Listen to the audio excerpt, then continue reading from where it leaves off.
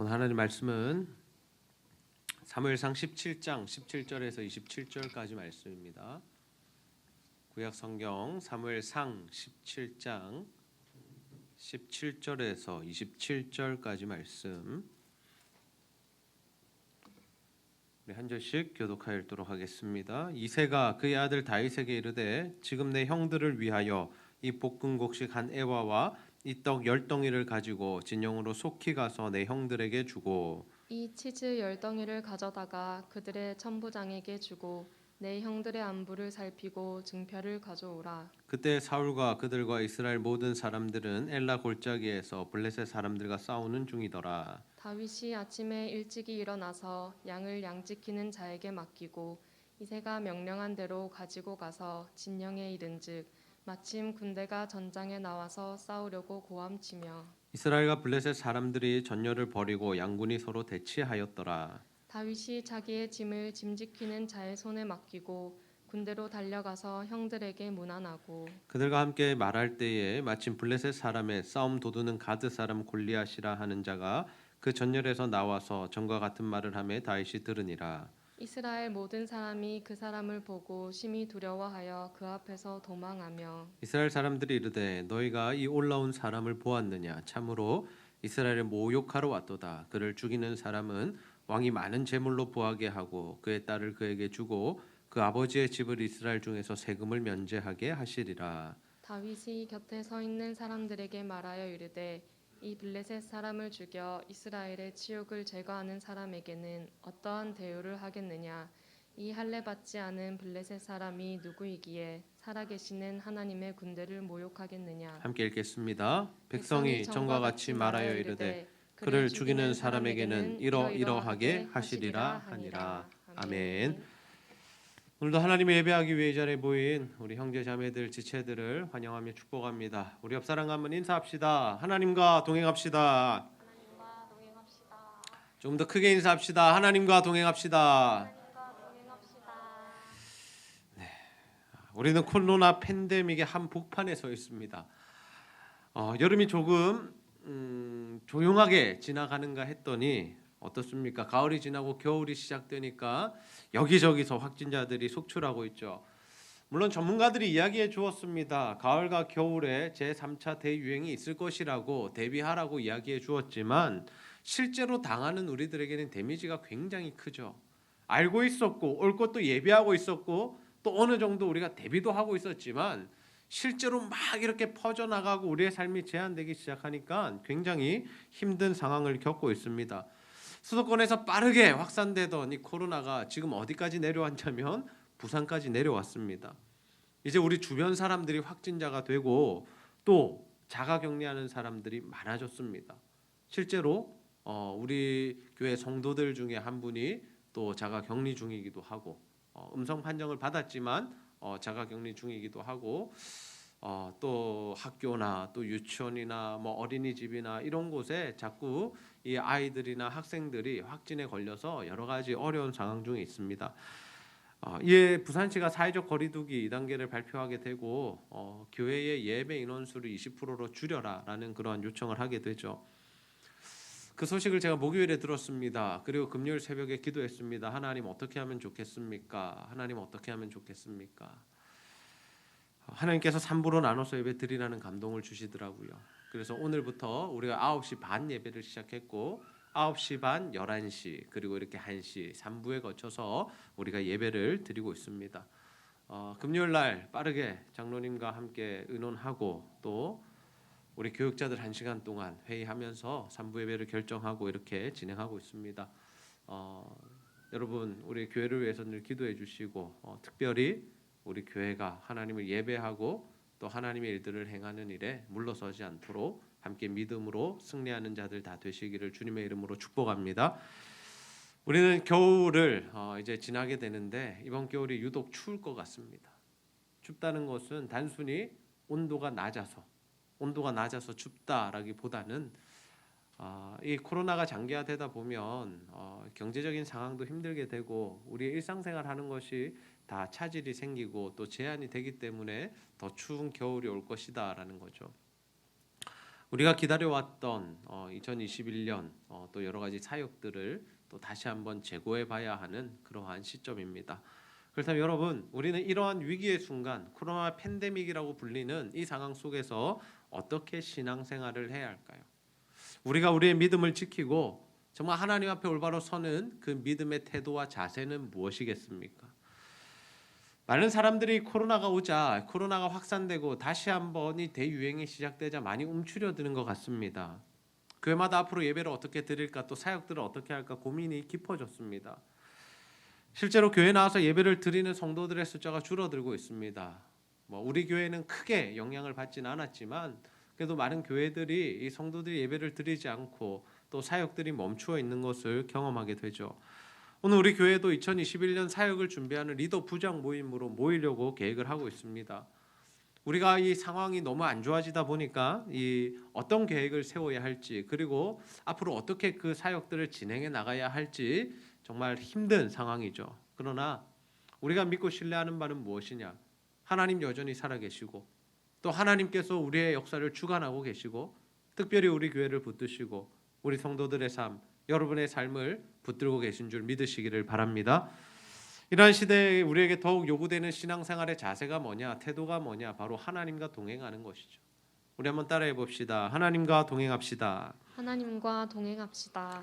우리가 하나님과 동행할 때, 우리 안에 말씀과 기도와 성령이 충만할 때 이 모든 것들을 이겨내고 극복해낼 수가 있다라는 것입니다.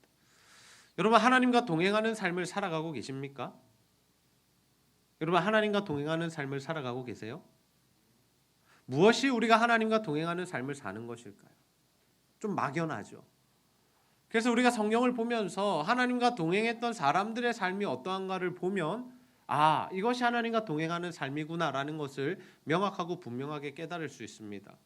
성경에 수많은 사람들이 하나님과 동행을 하는데 그 중에 오늘 제가 소개하고 싶은 인물은 바로 다윗입니다. 하나님께서 다윗과 함께 하셨고 다윗을 마음에 합한 자라고 소개하시고 또 다윗은 그 일생의 삶 가운데 힘들 때도 있고 어려울 때도 있었지만 그는 하나님과 동행한 삶을 살았다라는 거죠. 다윗이 사무엘에 의해서 왕으로 기름 부음을 받습니다. 10대의 기름 부음을 받았는데 그가 왕이 되기까지는 많은 시간이 걸렸죠.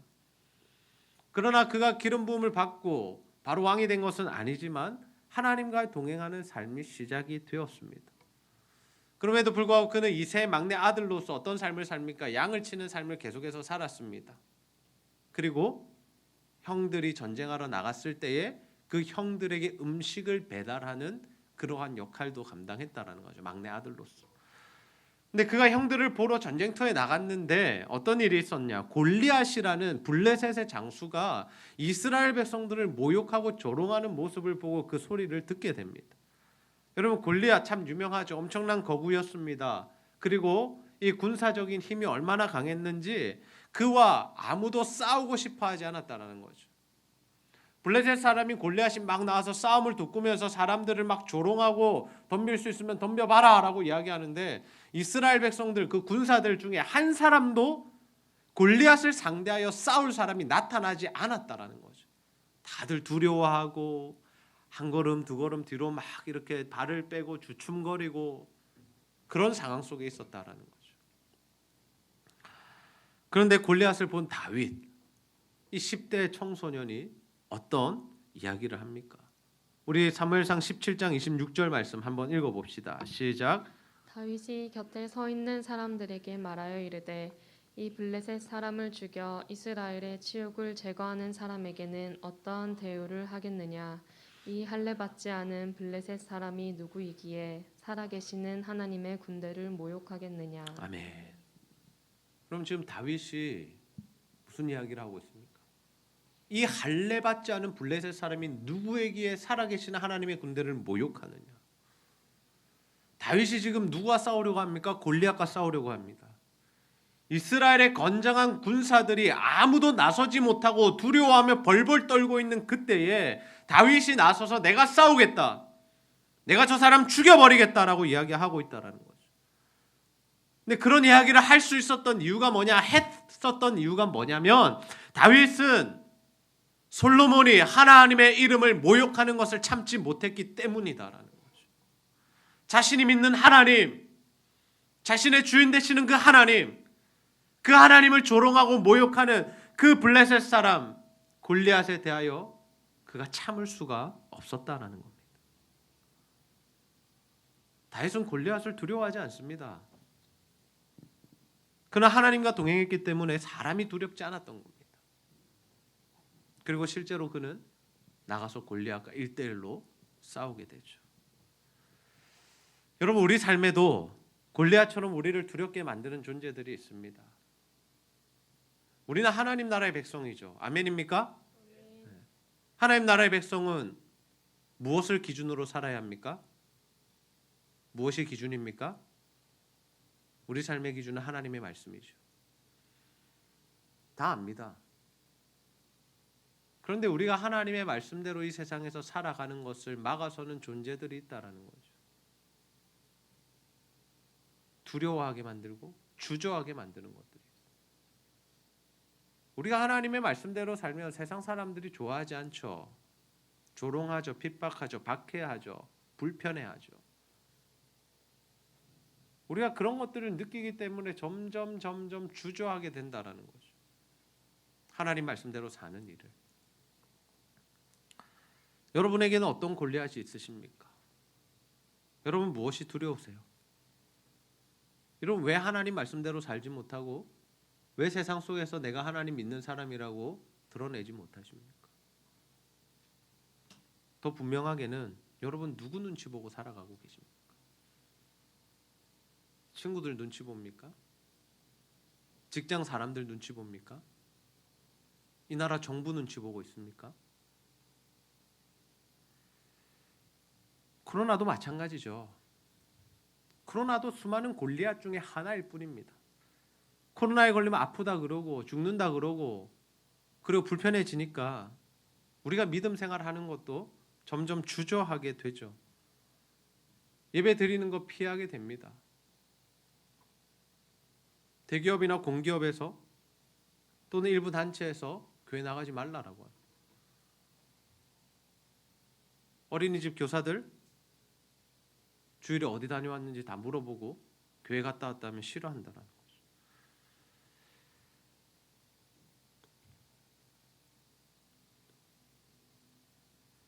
그러나 여러분, 우리가 정말 하나님과 동행하며 정말 우리가 하나님의 살아계심을 믿고 신뢰하며 그분을 우리가 따르는 삶을 살아가며 그 세상에 어떠한 것도 두렵지 않고 이 세상을 이기며 승리하는 삶을 살아가게 될 줄로 믿습니다. 우리에게 그러한 믿음이 필요하죠. 다윗이 골리앗과 싸우러 나갑니다. 근데 정말 엉성한 모습이죠. 골리앗은 갑옷을 입고 투구를 쓰고 정식 군인처럼 엄청난 창과 칼과 단창과 방패를 들고 싸웁니다. 근데 다윗은 어떻게 나갑니까? 갑옷이 없었습니다. 그래서 사울왕이 입혀주죠. 너 이거라도 입고 나가라. 근데 입어봤더니 불편합니다. 입어본 적도 없고 입었더니 자신에게 맞지 않는 겁니다. 벗어놓습니다. 목동의 옷을 입고 물매를 가지고 돌 5개 들고. 여러분, 이 싸움은 누가 봐도 다윗이 지는 싸움입니다.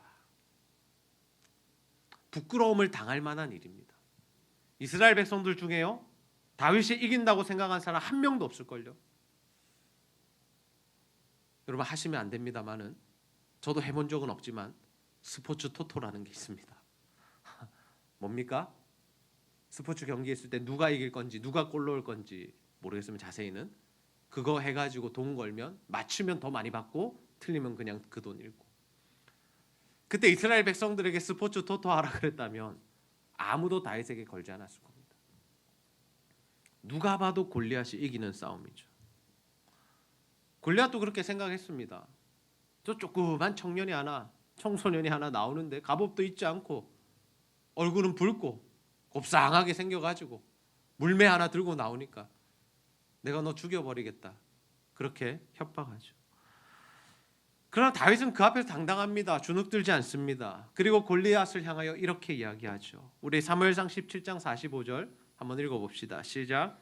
다윗이 블레셋 사람에게 이르되 너는 칼과 창과 단창으로 내게 나아오거니와 나는 만군의 여호와의 이름 곧 내가 모욕하는 이스라엘 군대의 하나님의 이름으로 내게 나아가노라. 아멘.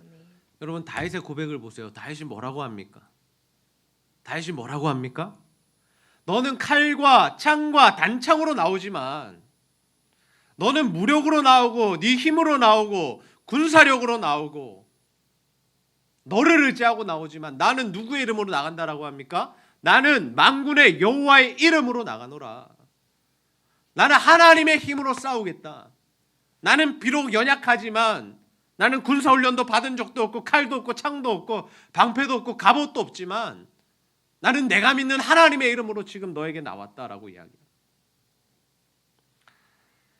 객관적 전력 차이를 무시해버리죠. 하나님과 동행하니까 당당한 겁니다. 두렵지가 않은 겁니다. 골리앗 따위 안중에도 없는 거죠. 그는 자신을 향해 달려오는 골리앗에게 어떻게 합니까? 물맷돌을 던집니다. 여러분 잘 아시는 스토리죠. 골리앗의 이마에 그 돌이 박히게 되고 골리앗이 쓰러지죠. 다윗이 그에게 가서 그 칼을 빼서 그를 죽이고 목을 잘라버립니다. 옛날에는 가장 유능하고 가장 전투에 능한 장수끼리 1대1로 싸워서 누가 이기느냐에 따라 그 전쟁의 승패가 갈라졌습니다. 다윗이 이겼죠. 골리앗이 죽었습니다. 블레셋 사람들이 사기가 꺾여서 기세가 꺾여서 다 도망을 갑니다. 이에 이스라엘 백성들이 그들을 쫓아가며 그들을 죽이고 전쟁에서 승리하게 되죠. 여러분 우리가 하나님과 동행하면 하나님 믿고 신뢰함으로 하나님 이름으로 살아가면 우리가 모든 싸움에서 승리하게 되는 줄로 믿습니다. 하나님과 함께할 때 이기지 못할 전쟁이 없다라는 거죠. 그런데 여기서 질문. 그럼 우리는 이 시대에 어떤 싸움을 해야 할까요? 여러분 우리는 어떤 싸움을 해야 합니까? 누구와 싸워야 합니까? 예수 믿지 않는 친구들 멱살 잡고 싸우면 됩니까? 교회 가지 말라고 우리에게 말하는 직장 상사들 우리가 가서 때려주면 될까요? 돌 하나 던질까요? 예배 드리지 못하게 하는 정부를 상대로 무력 시위를 펼칠까요? 성경 우리의 싸움이 어디에 있다라고 합니까? 혈과 육에 있지 않고 영적인 싸움이다라고 말씀하고 있습니다. 우리 에베소서 6장 12절 말씀 함께 한번 읽어볼까요? 시작.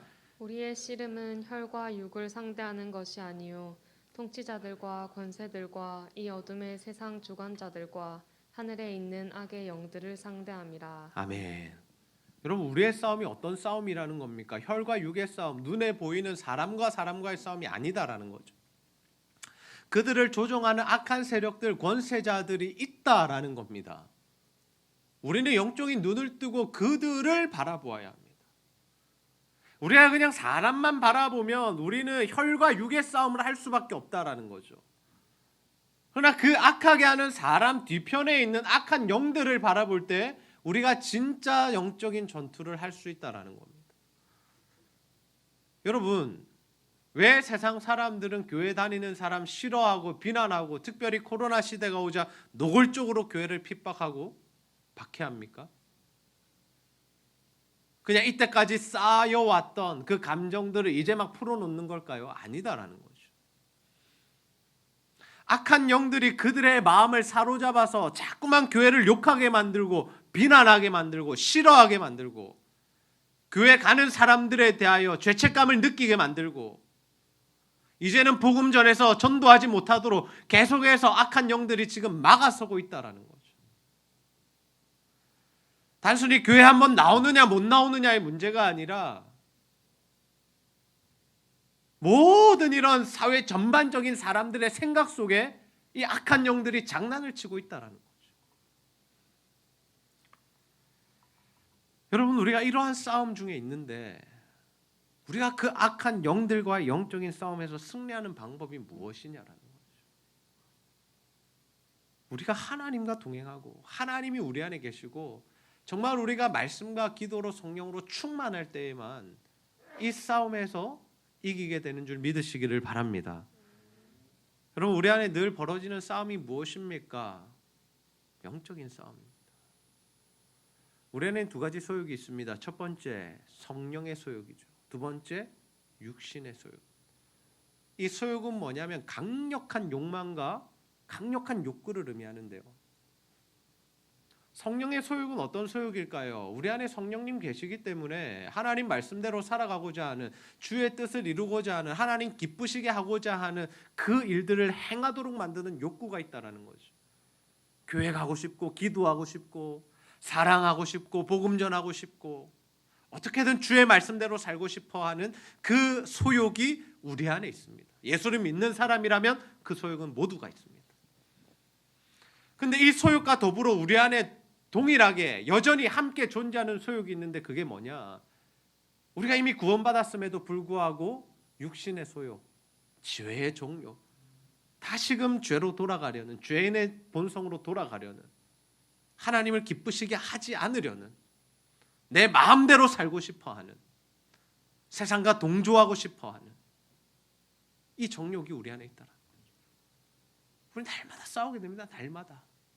오늘 예배 갈 것인가 말 것인가, 오늘 묵상을 할 것인가 말 것인가, 좋은 말을 할 것인가 나쁜 말을 할 것인가, 친구를 용서해 줄 것인가 싸울 것인가,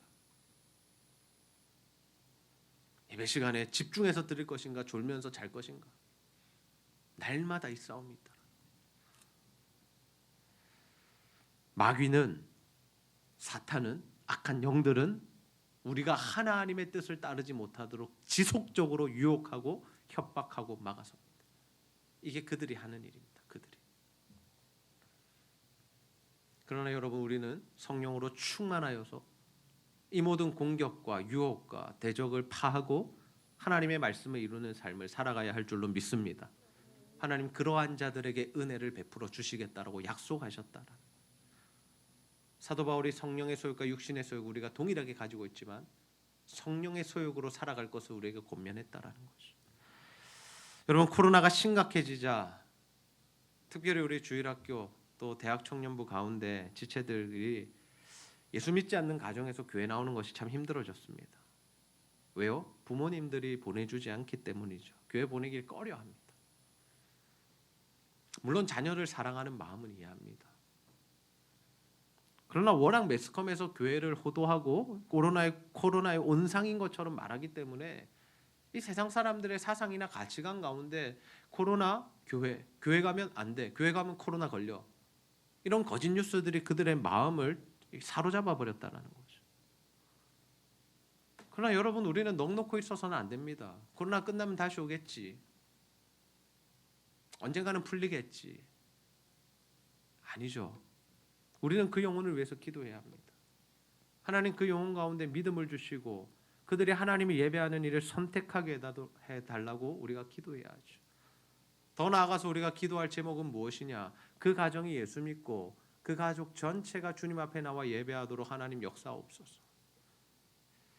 우리가 싸워야 할 영적 싸움은 이것입니다. 수많은 영적 싸움이 있지만 이 코로나 시대에 우리가 싸워야 할 영적 싸움은 바로 이 싸움입니다. 여러분, 악한 영들의 공격에 넘어가지 마시기를 바랍니다. 여러분, 세상의 이야기에 또 말에 현혹되지 마시기 바랍니다. 여러분, 우리 삶의 유일한 가치의 기준은 무엇입니까? 바로 하나님의 말씀이죠. 우리는 하나님의 말씀의 기준대로 살아가면 됩니다. 우리가 이 하나님의 말씀의 기준대로 살아가기 위해서 필요한 것이 뭐냐면 결국에는 믿음이다라는 거죠. 예수님께서 마지막 때에 내가 참된 믿음을 보겠느냐라고 말씀하신 이유가 무엇일까요? 예수님 오시기까지, 예수님이 오시는 것이 가까워지면 가까워질수록 이 악한 영들이 더 발버둥을 치며 예수 믿는 사람들을 공격하고 사람들이 예수 믿지 못하도록 만든다라는 거죠. 그래서 우리가 이 순결한 믿음을 지키기가 참 힘들다라는 겁니다. 하나님 말씀을 듣고 그 말씀에 순종하는 삶을 사는 게 믿음인데 그 믿음을 지켜내기가 너무 힘들다라는 거죠. 여러분, 우리 삶의 기준은 정부의 지침이 아닙니다. 물론 우리는 국민으로서 함께 협조해야 합니다. 그러나 그것이 우리 삶의 기준은 아닙니다. 세상 사람들의 말도 우리의 기준이 될 수 없습니다. 우리의 기준은 오직 하나님의 말씀이 되어야 하죠. 예수님께서 이 땅에 오셔서 마귀에게 시험을 당하십니다. 그때 예수님 어떻게 이겨내셨냐면 하나님의 말씀으로 이겨내셨죠. 배고픔의 시험, 믿음의 시험, 권력의 시험, 이 시험들을 예수님은 온전히 하나님의 말씀으로 이겨내시죠. 그 예수님께서 십자가 지시고 부활하시고 승천하신 예수님께서 십자가 지시기 전에 제자들에게 약속하셨던 바가 하나 있는데, 그것이 무엇이냐면 보혜사 성령을 보내주시겠다라는 것이었습니다. 우리 요한복음 14장 26절 말씀 한번 읽어볼까요? 시작. 보혜사 곧 아버지께서 내 이름으로 보내실 성령, 그가 너희에게 모든 것을 가르치고 내가 너희에게 말한 모든 것을 생각나게 하리라. 아멘. 예수님의 약속대로 오순절에 성령이 임하게 됩니다. 그리고 우리는 성령의 시대를 살아가고 있죠. 근데 여러분, 성령이 임하시면 우리에게 어떤 일들이 일어납니까? 우리는 성령하면 뭔가 특별한 일들이 일어나야 된다고 생각합니다. 뭐 방언을 하고 예언을 하고 병을 고치고 귀신을 쫓아내고, 물론 예수님 하신 사역이었고 성령이 우리 안에 충만할 때 충분히 일어날 수 있는 일들이죠. 그런데 성경은, 예수님은 성령을 보내주시겠다고 약속하시면서 가장 중요한 사역에 대하여 설명하시는데, 그게 뭐냐?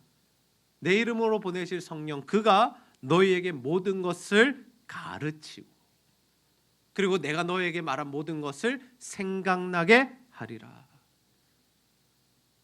성령이 우리 안에 거하시면 어떤 일을 하시는가? 믿음도 주시고 은사도 주시고 능력도 주시지만 하나님의 말씀을 가르쳐 주시고 깨닫게 하시고 그 말씀대로 살아갈 마음을 주시고 힘을 주신다라는 거죠. 여러분, 우리 안에 성령이 없으면 하나님 말씀 깨달을 수 없습니다. 여러분, 아무리 설교를 오래 들어도 많이 들어도 성경을 백독해도 천독해도 하나님 말씀이 깨달아지지가 않아요. 그래서 성령이 우리 안에 함께 하시면, 내가 성령으로 충만하면 하나님의 말씀이 깨달아지고 이해가 되고 그 말씀대로 살고자 하는 결단하는 마음이 생긴다는 거죠. 그래서 우리는 무엇을 구해야 하냐면 이 성령의 충만함을 구해야 합니다. 성령이 충만해야만 하나님 말씀에 순종할 수 있어요.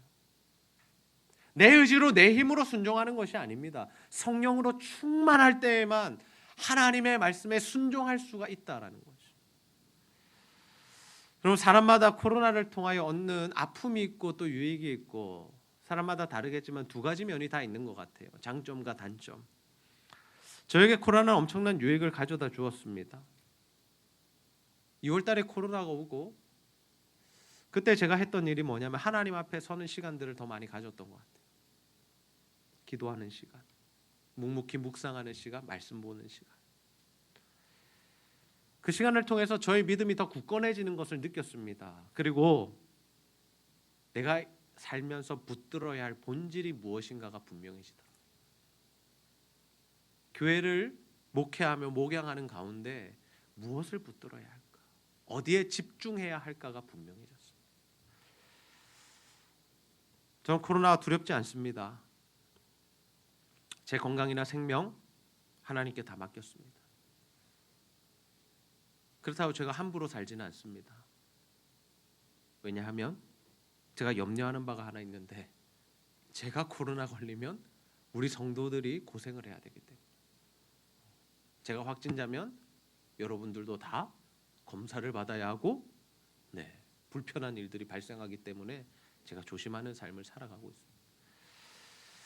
우리는 코로나가 언제 끝날지 모릅니다. 내가 걸릴지 우리 가족이 언제 걸릴지 우리는 알 수 없습니다. 또한 우리 교회 성도들 중에 누구라도 한 명이라도 걸리면 함께 예배했던 우리 모두가 같이 검사도 받아야 되고 자가격리해야 하는 일이 벌어질지도 모르겠습니다. 우리는 그러한 일이 없게 해달라고 기도해야 하지만 하나님의 뜻 안에서 그러한 일이 일어날 때는 우리가 그 가운데서 하나님의 뜻과 계획을 발견하는 성숙한 신앙이 필요하다라는 거죠. 이처럼 우리는 위기의 상황 속에서 늘 아슬아슬한 삶을 살아갑니다. 외주를 타듯이 언제 어떻게 넘어질지 모르는 인생을 살아가죠. 그러나 여러분, 그 어떠한 일도, 또 이 코로나 팬데믹 상황도 우리가 하나님을 예배하고 하나님을 섬기고 하나님의 말씀대로 사는 일을 막아서지 못한다는 사실을 기억하시기를 바랍니다. 악한 영에게 지지 맙시다. 여러분, 세상 말에 현혹되지 마십시오. 하나님 말씀을 기준으로 사십시오. 하나님 말씀만이 진리고 하나님 말씀대로 사는 자만이 복을 받습니다. 그를 위해서 우리에게 필요한 것은 하나님과 동행입니다. 하나님 안에 거하는 자들 두려움을 이기게 될 것이고, 하나님과 함께하며 성령이 충만한 자들만이 승리하는 삶을 살 수 있습니다. 여러분, 코로나로 어려운 시기입니다. 더욱더 하나님 말씀 묵상하고 하나님 말씀 읽는 일에 더 많은 시간을 쓰시기 바랍니다. 그리고 더 많은 시간 하나님 앞에 나와 기도하시고 더 간절한 마음으로 깊이 주님을 찾고 기도하십시오.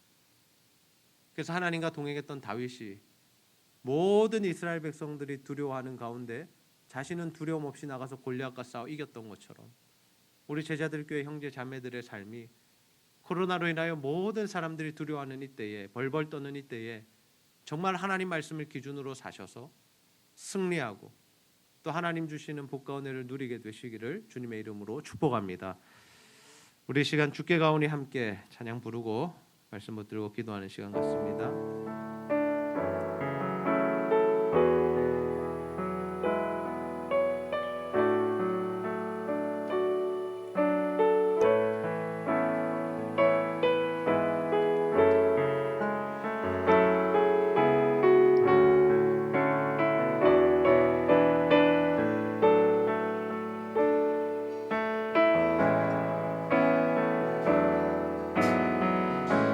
주께 가오니 날 새롭게 하시고 주의 은혜를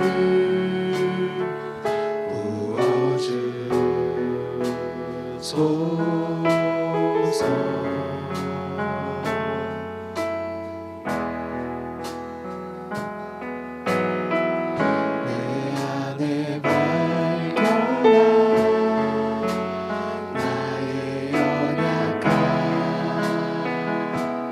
모두 벗어지리라.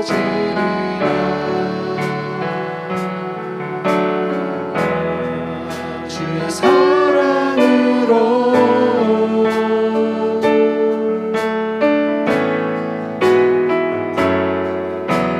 주 사랑 나를 붙드시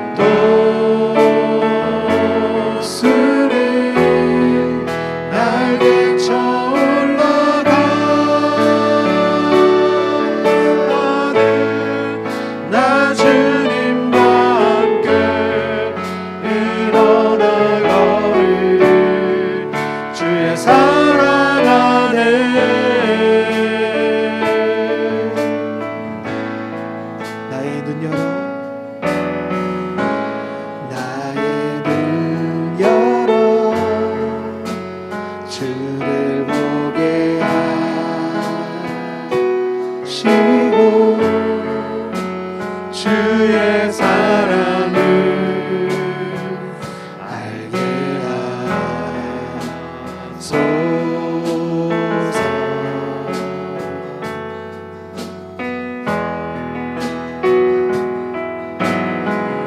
내일 나의 삶에 주 뜻 이루어지도록 새롭게 하소서.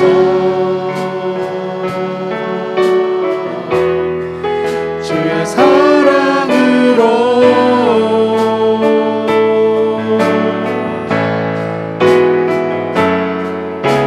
주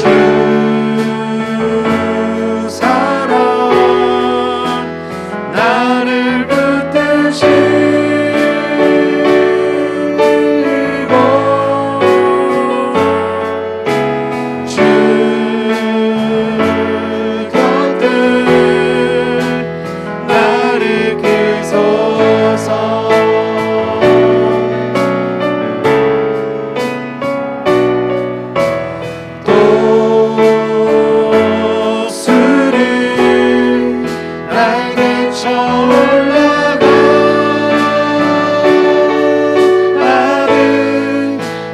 주님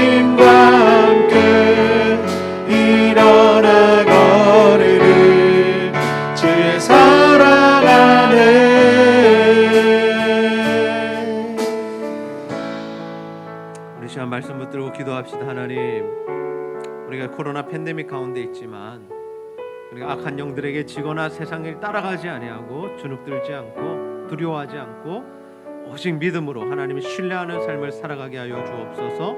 우리 안에 일어나고 있는 영적인 싸움들이 치열합니다. 그 가운데 우리가 정말 성령의 충만함을 받아 말씀에 순종하여 승리하는 삶, 복받는 삶, 은혜로 살아가는 삶이 되게 하소서. 이러한 기도 제목 가지고 하나님 앞에 간절히 기도하도록 하겠습니다. 아버지 하나님 참 감사합니다. 오늘 하나님 은혜를 불러주시고 주의 말씀으로 교훈하시며 아버지 코로나 팬데믹 가운데 우리가 어떠한 신앙생활을 해야 할지 다시 한번 깨닫게 하여 주신 은혜 너무나 감사합니다. 아버지 하나님 우리 가운데 하나님 은혜를 더하여 주시고 아버지 하나님 날마다 주의 은혜로 하나님 우리가 경험할 수 있도록 아버지요 아버지요 아버지요 아버지요 하나님 역사하여 주시옵소서. 하나님의 놀라운 은혜와 사랑이 우리 가운데 임하옵소서. 주여 아버지 아버지 아버지 하나님 함께하여 하나님 하나님 하나님 하나님 어려운 시기를 믿음으로 승리하며 이겨내기를 소원합니다.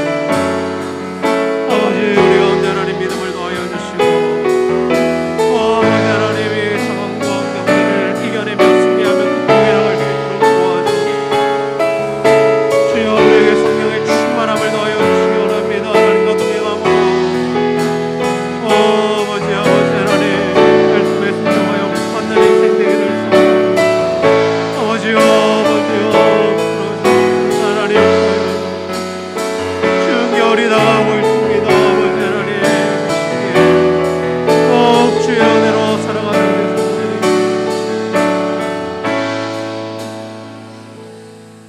하나님 참 감사합니다. 오늘도 말씀을 통하여 이 코로나 팬데믹 시대에 어떠한 신앙생활을 해야 할지 다시 한번 알려주시고 깨닫게 하시니 참 감사합니다. 아버지 하나님 우리에게 다윗과 같은 믿음과 하나님 신뢰함과 동행하는 삶을 허락하여 주셔서 정말 이 세상을 두려워하지 아니하고 악한 영들에게 지지 아니하고 정말 하나님의 말씀에 순종하는 믿음의 삶을 살아갈 수 있도록 도와주시옵소서. 그를 위하여 하나님 우리에게 성령의 충만함을 허락하여 주시고 하나님 말씀에 순종하며 그 뜻대로 사는 삶을 통하여 하나님 주시는 승리를 취하며 하나님 주시는 복과 은혜를 누리는 우리 모든 형제 자매들 될 수 있도록 주여 도와주시옵소서. 오늘도 우리 성도들 가운데 영적으로 또 육적으로 또 질병으로 인하여 또 고민하며 신음하며 고통받는 성도들이 있사오니 주의 시간 찾아와 주시고 만나 주시고 예수 그리스도 십자가 보혈의 능력으로 깨끗하게 고쳐 주시옵소서. 오늘도 하나님을 예배하는 모든 성도들 은혜 더하시고 하나님과 교회와 성도를 사랑하는 마음으로 드리는 모든 물질과 헌신 주여 기쁘게 받아 주시옵소서. 감사드리며 예수님의 이름으로 기도하옵나이다. 아멘.